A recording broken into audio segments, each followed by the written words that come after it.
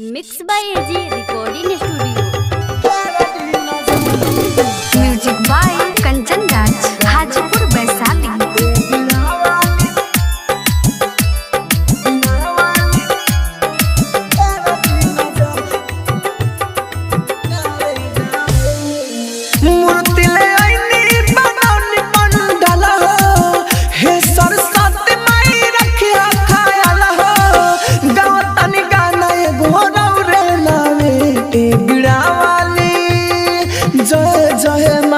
ए बीड़ा वाली फेरा दी नजर हमर गाना बाजे गावे गावे।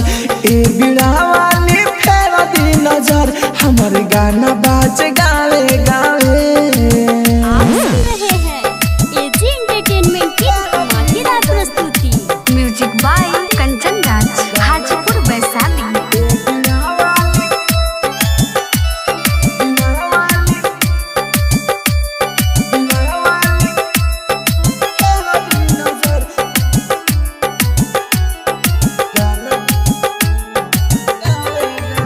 हमर के माई बना दे सुपर हथवा ध दी मोर माथवा के ऊपर।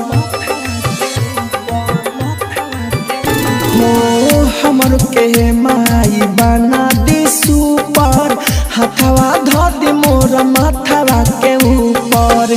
हे हंसवाहिनी बदौरे अबयास सुख सोनार करे रही उपवास।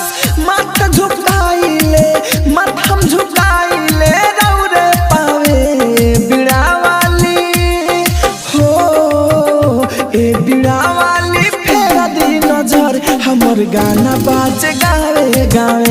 ए बीड़ा वाली फेरा दी नजर हमर गाना बाजे गावे गावे। Mix by AG recording studio. Music by Kanchan Raj Hajipur Vaishali.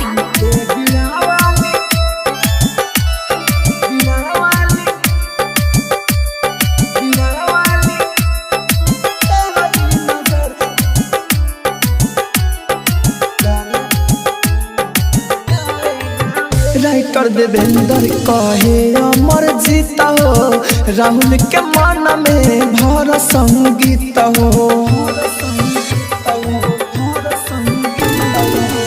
Writer Devendra कहे अमर जीत हो राहुल के मन में भर संगीत हो। हर साल मूर्ति रखी अपना घरे पंडा बोलाई आवेले वेद पढ़े हमर के रखली अचरा छावे। ए बीड़ा वाली जय जय माँ ए बीड़ा वाली फेरा दी नजर हमर गाना बाजे गावे गावे। ए बीड़ा वाली फेरा दी नजर हमर गाना बाजे गावे गावे। रोशनपुर सपहा।